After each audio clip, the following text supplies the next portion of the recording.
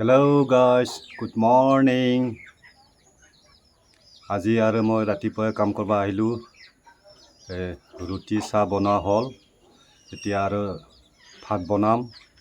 সদায় মোৰ কামটো হ'ল কুকমেনৰ কাম। কুকমেন মানে ভাত ৰান্ধনি।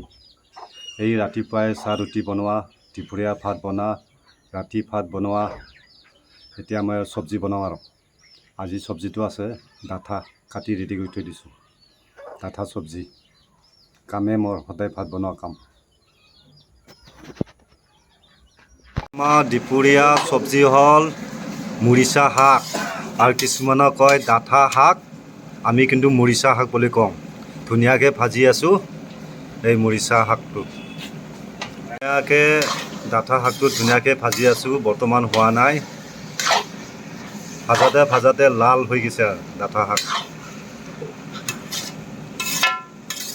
এই চব্জি আছিলে মৰিচা শাক আৰু আলু। ধুনীয়াকৈ ভাজিছোঁ দেই মৰিচা আৰু আলু শাকটো। বঢ়িয়া হ'ব আজি খাই, কিন্তু মজা লাগিব খাই। ধুনীয়াকৈ ভাজিছোঁ আৰু শাকটো।